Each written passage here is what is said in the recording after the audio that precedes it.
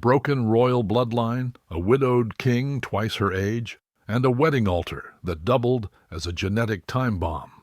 This is how 14-year-old Mariana of Austria became both bride and niece to Spain's most inbred monarch.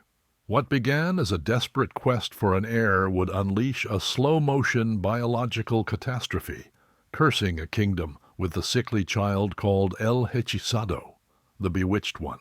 This is the story of how royal obsession with pure blood created the most twisted family tree in European history, and how one arranged marriage would doom an entire dynasty. The year was 1644, and the Spanish Empire was bleeding gold into foreign battlefields. From the muddy trenches of Flanders to the sun-scorched fortresses of Italy, Philip IV's armies devoured silver faster than the mines of Potosi could deliver it. The king, who once ruled an empire where the sun never set, now watched his dominions crumble like ancient parchment, each military defeat carving deeper wounds into Spanish pride. But the empire's greatest enemy wasn't French cannons or Dutch fleets, it was lurking within the royal bloodline itself. For over a century, the Habsburg dynasty had practiced a marriage strategy so catastrophically flawed that it would make modern geneticists recoil in horror. Cousins wed cousins, uncles married nieces, and the family tree had twisted into something resembling a gnarled vine rather than a noble oak. Philip IV himself was the product of this genetic Russian roulette. His parents, Philip III and Margaret of Austria, shared not one but multiple sets of great-grandparents, making their son's inbreeding coefficient hover around a staggering 0.20, a number that would trigger alarm bells in any livestock breeding program. To put this in perspective, the children of first cousins typically have an inbreeding coefficient of just 0.0625. The Spanish Habsburgs had surpassed even that dangerous threshold by more than triple. When Philip's first wife, Elizabeth of France, died in 1644, after 16 years of marriage, the 40-year-old king found himself facing a terrifying prospect. His male heir, Prince Balthasar Charles, was his only insurance against dynastic extinction. But royal heirs were fragile things in the 17th century, and Philip knew that death could snatch away his son with a single fever or riding accident. The king's advisers whispered urgently about remarriage, but here lay the Habsburg curse in its purest form. Marrying outside the family meant diluting the precious Austrian blood that legitimized their claim to rule half of Europe. Foreign brides brought foreign relatives, foreign claims, and foreign complications. The Spanish court had convinced itself that Habsburg blood was not just royal, it was sacred, ordained by God to rule over lesser mortals. So as Philip IV gazed out from the windows of the Alcazar, watching Madrid's church bells toll for another military defeat, he faced an impossible choice: risk the dynasty's genetic collapse or risk its political dissolution. The king, who commanded millions of subjects across 4 continents, was trapped by the very bloodline that had placed him on the throne. The solution emerged from the shadowy corridors of Habsburg diplomacy, like a fever dream, wrapped in royal protocol.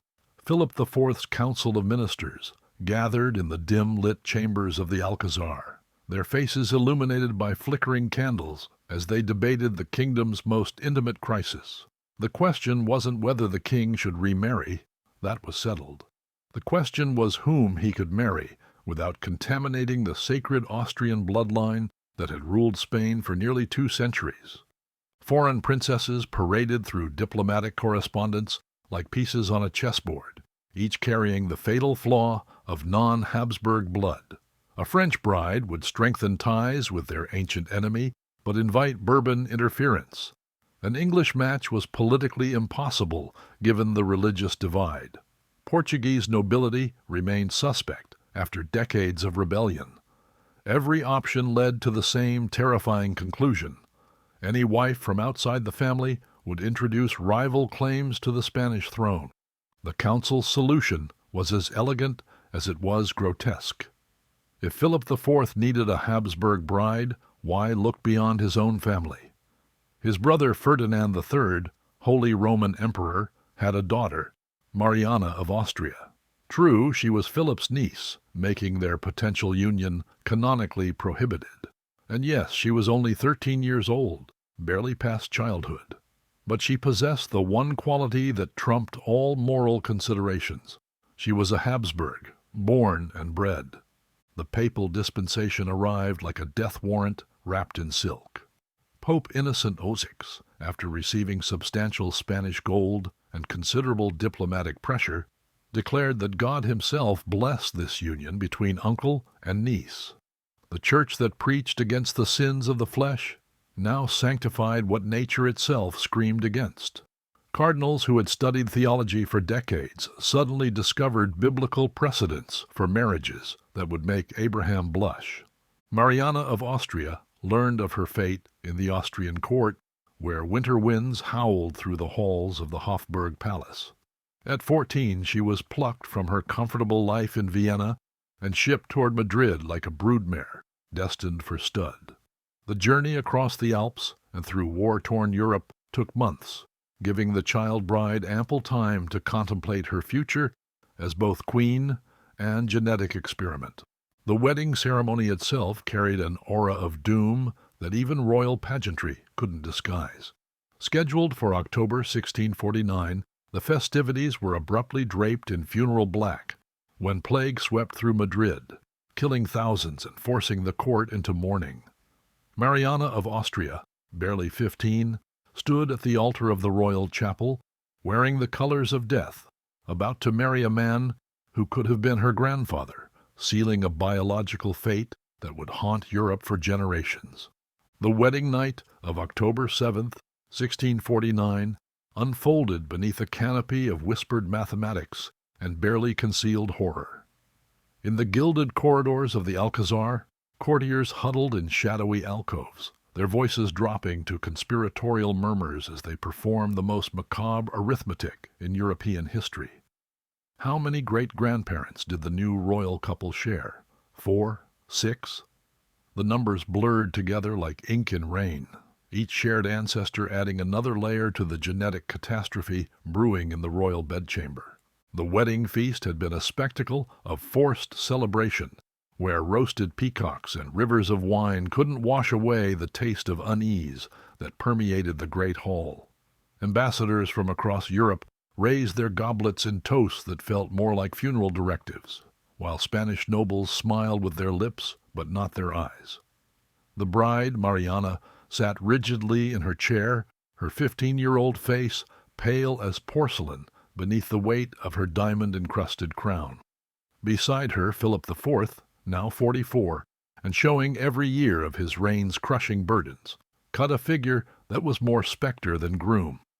The age gap yawned between them like a chasm that no amount of royal protocol could bridge. Philip had been fighting wars and ruling kingdoms when Mariana was still learning to walk. His hands, weathered by decades of signing death warrants and treaty documents, now reached for the smooth skin of a girl who had never known anything beyond the sheltered walls of the Austrian court. The courtiers who witnessed their interaction described it as watching winter embrace spring and finding the union profoundly unnatural. Behind the ornate doors of the royal apartments, monks in the palace chapel muttered prayers that sounded suspiciously like exorcisms. They spoke in hushed Latin about the sins of the fathers being visited upon the children, about bloodlines so tangled that even God might struggle to untangle them. Some whispered that the marriage itself was a blasphemy, that nature would exact a terrible price for this violation of her laws. Yet even as unease crept through the palace like morning fog, the cannons of Madrid thundered in celebration, their booming echoes masking the sound of a kingdom sealing its own fate. The thunderous artillery that shook the windows of the Alcazar was meant to announce the dawn of a new royal generation, but instead it tolled like a death knell for the Habsburg dynasty. In the royal bedchamber, as Philip IV attempted to plant the seed of his heir, he was unknowingly sowing the genetic whirlwind that would consume his kingdom, creating a future monarch so broken that his very existence would become a living monument to the dangers of royal inbreeding. The curse began almost immediately, as if nature herself was protesting the unholy union. Within months of the wedding, Mariana's belly swelled with the promise of an heir, and the Spanish court erupted in celebrations that would prove tragically premature. But the child that emerged in 1650 lived only long enough to draw a few gasping breaths before joining the growing cemetery of Habsburg hopes. 9 times over the next decade, Mariana of Austria would endure the agony of pregnancy, and 9 times the royal physicians would be summoned to witness failure. The royal wombs that had once been blessed by God now seemed cursed by the very blood that flowed through Habsburg veins. Miscarriages came like clockwork, each one announced by the Queen's screams echoing through the palace corridors, and the hasty whispers of midwives who crossed themselves as they disposed of what might have been kings. The court's response to each tragedy followed a ritual as macabre as it was desperate. Royal physicians, trained in the finest universities of Europe, prescribed treatments that belonged more in torture chambers than medical consultations. They bled the Queen until she fainted, believing that purging her corrupted blood might somehow purify the Habsburg line. Hot irons were pressed against her pale skin to balance her humors, while mercury, that poison of quacks and charlatans, was administered in doses that would have killed a horse. When medicine failed, the court turned to God with the fervor of the damned. Relics were paraded through the royal apartments in solemn processions that resembled funeral marches. The withered finger of St. Teresa, the preserved heart of St. Ignatius, and countless splinters of the true cross were pressed against Mariana's swollen belly, while priests chanted prayers that sounded increasingly like desperate bargains with heaven. The Queen herself, barely 20 years old, clutched at these holy tokens with the desperation of a drowning woman reaching for driftwood. The royal astrologers meanwhile cast their eyes toward the heavens and declared that malevolent comets were disrupting the celestial harmony required for royal births. They prescribed complex rituals involving planetary alignments and lunar phases, turning the conception of heirs into an astronomical exercise that required more calculation than passion. The bedroom of the Spanish monarchs became a laboratory where science, superstition, and desperation blended into a toxic cocktail. Each tiny coffin that was carried from the royal apartments in the dead of night represented more than a personal tragedy. It was a crack in the foundation of Spanish power. Foreign ambassadors counted the royal miscarriages like military defeats, while rival European courts began to whisper about the approaching extinction of the Spanish Habsburg line. The faith that had once sustained the empire, the belief that God had ordained Habsburg rule, began to crumble under the weight of so much divine silence. November 6, 1661, a date that would echo through European history like the tolling of a funeral bell. In the royal apartments of the Alcazar, Mariana of Austria writhed in labor that had already stretched for 36 excruciating hours. The Queen, now 27 and worn down by a decade of failed pregnancies, clung to life as midwives whispered prayers that sounded more like last rites than birthing songs. When the child finally emerged, the silence in the delivery chamber was deafening. The infant that would become Charles II of Spain entered the world, blue-faced and gasping, his tiny lungs struggling to draw breath, as if the very act of living was already too much for his broken body. The midwives who had assisted at royal births for decades crossed themselves and murmured about divine punishment as they worked frantically to coax life into the Habsburg heir. The child's appearance horrified even the hardened court physicians. His tongue, grotesquely oversized, protruded from his mouth like a piece of raw meat, making nursing nearly impossible and speech a future torment. His lower jaw jutted forward in the classic Habsburg underbite, but exaggerated to such a degree that his teeth would never properly align. The infant's head seemed too large for his frail neck, while his spine curved in ways that promised a lifetime of agony. As Charles grew from infant to toddler, the catalog of his ailments read like a medical textbook of genetic disasters. His lungs, weak and prone to infection, left him gasping for breath after the slightest exertion. His bones, soft and malformed, refused to bear his weight properly. The vertebrae in his spine had fused incorrectly, creating a hunched posture that would mark him for life. His digestive system, corrupted by generations of inbreeding, could barely process food, leaving him perpetually malnourished despite the finest meals in Europe. The court physicians, trained in the prestigious universities of Salamanca and Padua, found themselves confronting ailments that had no names in their medical texts. They spoke in hushed tones about corruption of the blood and hereditary weakness, but the truth was simpler and more terrifying. Charles II was the living embodiment of genetic mathematics gone wrong. Every recessive gene that had lurked in Habsburg bloodlines for generations had finally found its perfect expression in this broken prince. But the courtiers, unable to comprehend the science of heredity, reached for more familiar explanations. Whispers of witchcraft began to circulate through the palace corridors like poison gas. Surely, they reasoned, only supernatural malevolence could account for such comprehensive physical destruction. The child who should have been the pride of the Habsburg dynasty had instead become El Hechizado, the bewitched one, a name that would follow him to his grave and beyond. The irony was as bitter as Spanish wine turned to vinegar. Philip IV's desperate gamble to preserve the purity of Habsburg blood had produced an heir so physically compromised that his very existence threatened to destroy the dynasty's reputation. The boy who was meant to secure the Spanish throne had instead become living proof that the Habsburg bloodline was cursed, that the very genes that had once conquered continents were now consuming themselves from within. The royal nursery of the Alcazar became a bizarre theater, where tragedy and spectacle danced together in a macabre waltz. Charles II, the most powerful toddler in Europe, could not walk until his 4th birthday, his malformed legs buckling under the weight of his oversized head. When he finally took his first wobbling steps, the entire Spanish court erupted in celebrations that would have been appropriate for a military victory.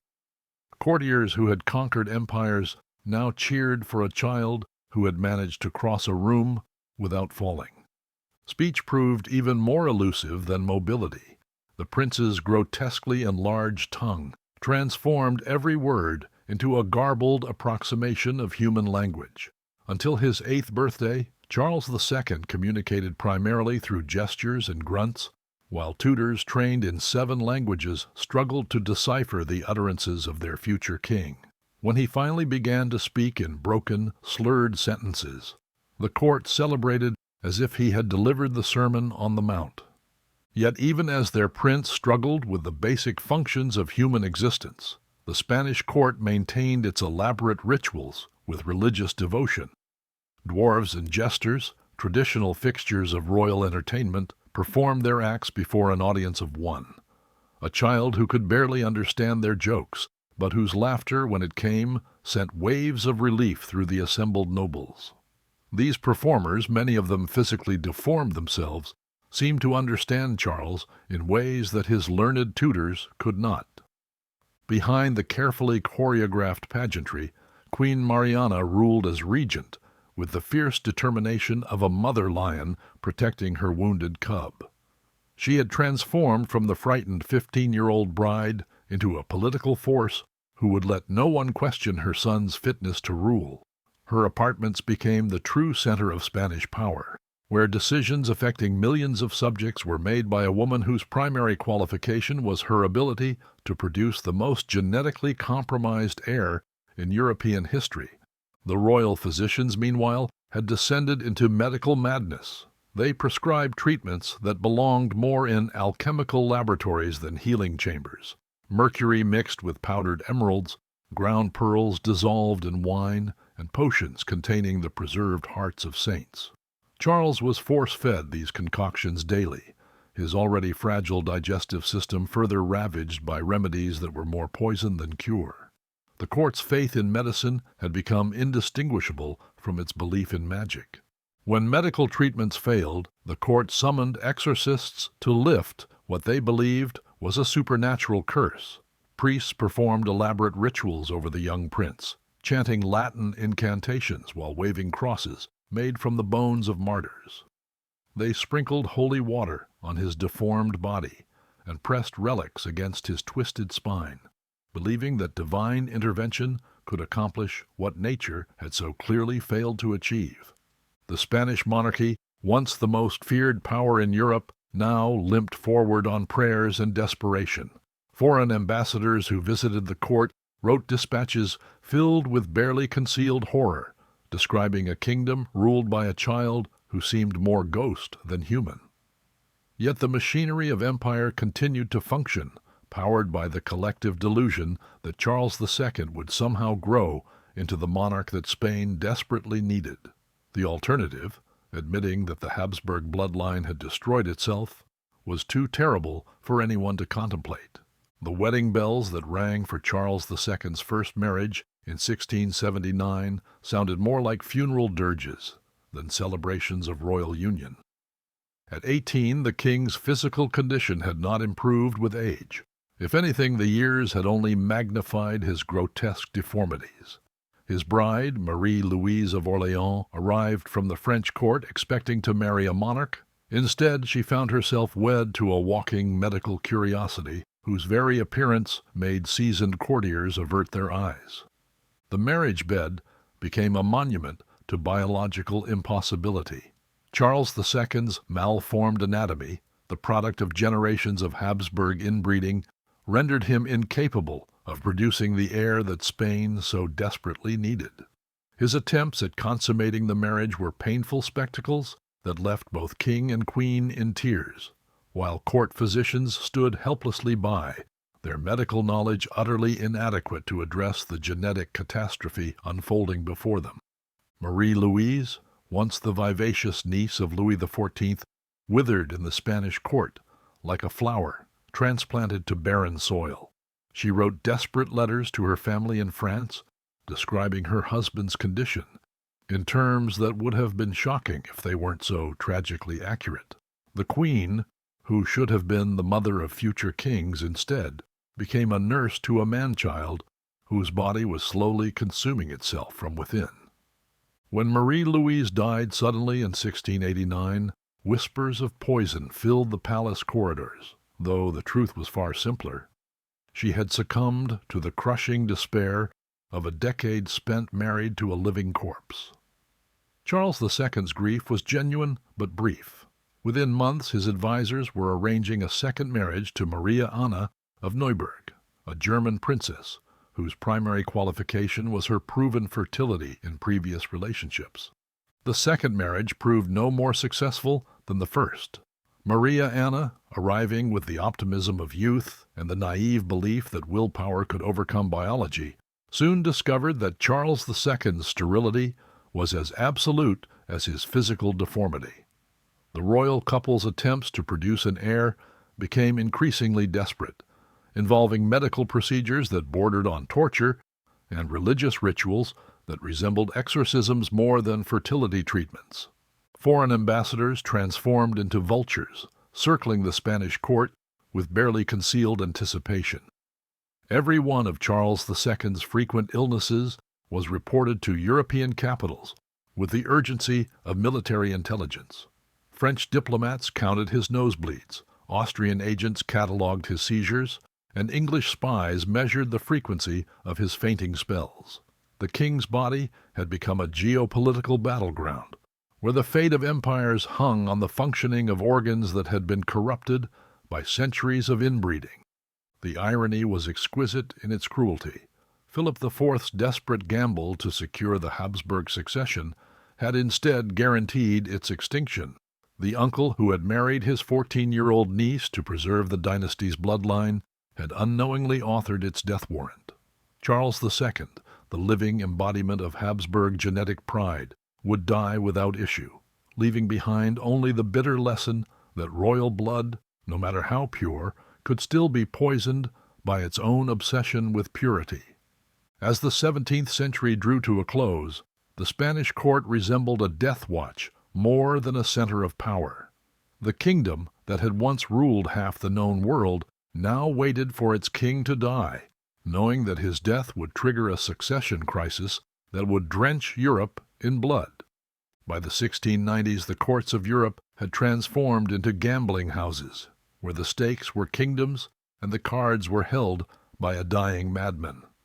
Charles II's obvious sterility had turned the Spanish succession into the most coveted prize in European politics, with every major power positioning itself to claim pieces of the crumbling Habsburg Empire.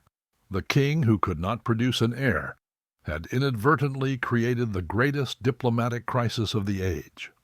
In the gilded halls of Versailles, Louis XIV, the Sun King himself, sharpened his knives with the patience of a master butcher.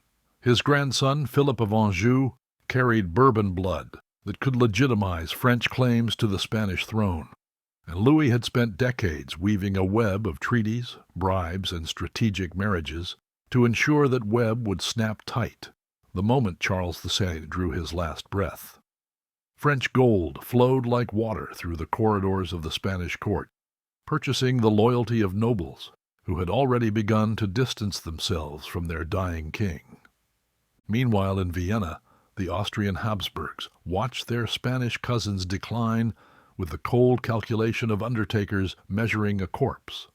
Archduke Charles, the Holy Roman Emperor's second son, represented the German branch of the family that had never fully accepted Spanish independence. They argued, with considerable justification, that Habsburg lands should return to Habsburg hands, even if those hands had to pry them from the grip of a genetically ruined Spanish monarchy. The English, ever pragmatic, played both sides with the skill of seasoned merchants. They cared little for dynastic legitimacy and much for the balance of power that kept European trade routes open and profitable. King William III dispatched ambassadors who spoke in measured tones about partition treaties, while secretly calculating how much Spanish territory they could claim for themselves when the inevitable collapse came.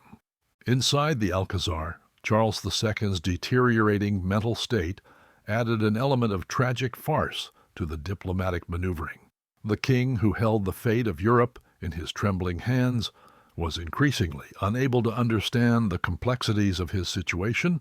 Court physicians reported that he had begun consuming bizarre concoctions designed to restore his fertility: ground pearls mixed with ram's blood, powdered unicorn horn dissolved in holy water, and most grotesquely, the pulverized remains of dead saints, as if the bone dust of martyrs could somehow resurrect his lifeless reproductive organs. The Spanish court itself had become a marketplace of loyalty, where ambassadors bid against each other for the allegiance of nobles who knew their king was dying.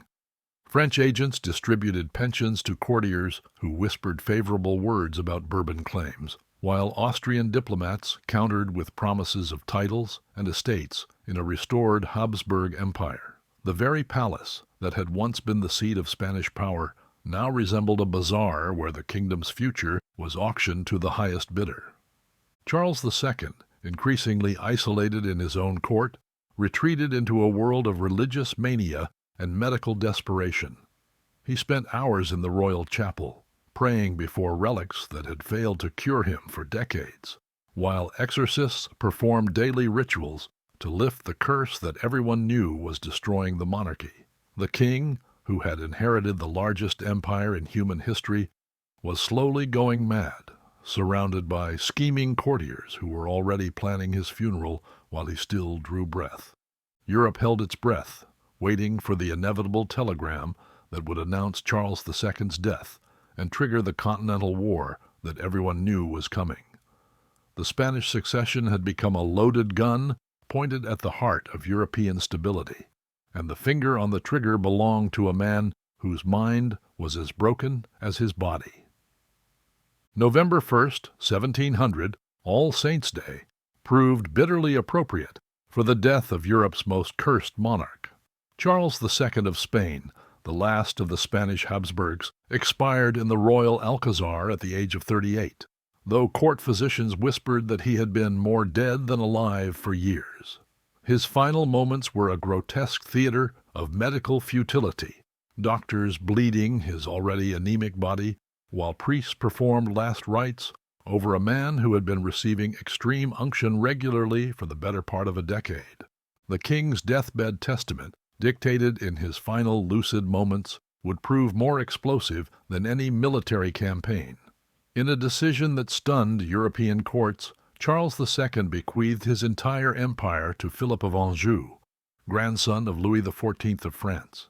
The dying Habsburg, perhaps in his final act of spite against the family bloodline that had cursed him, handed the Spanish crown to the Bourbon dynasty, the very enemy that Habsburg Spain had fought for centuries. The will's announcement sent shockwaves through European capitals, like seismic tremors before an earthquake. In Vienna, the Austrian Habsburgs reacted with the fury of a family betrayed, their diplomats immediately denouncing the testament as the product of a madman's fevered imagination. In London, English merchants calculated the commercial catastrophe of a united Franco-Spanish empire, controlling both sides of the Atlantic trade routes. In the smaller courts of Europe, princes and electors began choosing sides in the Continental War that everyone knew was inevitable. The War of the Spanish Succession erupted with the predictability of a long-foreseen natural disaster. From 1701 to 1714, Europe bled itself white in battles that stretched from the muddy fields of Flanders to the sun-baked fortresses of Spain itself. The Grand Alliance, England, Austria, the Dutch Republic, and their smaller allies, fought desperately to prevent French hegemony over Europe, while Louis XIV's armies battled to secure his grandson's inheritance. The human cost was staggering. Hundreds of thousands of soldiers died in battles, with names that would echo through military history: Blenheim, Ramillies, Malplaquet. Cities were sieged and sacked, trade routes disrupted, and entire regions devastated by marching armies that consumed everything in their path. The genetic failure of one inbred monarch had unleashed a continental catastrophe that would reshape the European balance of power for generations. When the smoke finally cleared and the Treaty of Utrecht was signed in 1713, the Spanish Empire lay in ruins. Philip V kept the Spanish throne, but the empire was dismembered like a carcass divided among scavengers. The Austrian Habsburgs claimed the Spanish Netherlands and most of Italy, while England seized Gibraltar and gained exclusive rights to the lucrative slave trade with Spanish America. The empire where the sun never set had been reduced to a shadow of its former glory. The final verdict on the Habsburg experiment in genetic purity was written in blood across European battlefields. A century of royal inbreeding, justified by claims of divine appointment and racial superiority, had culminated not in dynastic glory, but in continental warfare and imperial collapse. The Spanish Habsburgs, who had once been the terror of Europe, vanished into history as a cautionary tale about the dangers of believing that royal blood could somehow transcend the laws of biology. Charles II, El Hechizado, had become both the last of his line and the unwitting architect of its destruction. A broken king whose death unleashed the very chaos his ancestors had sought to prevent.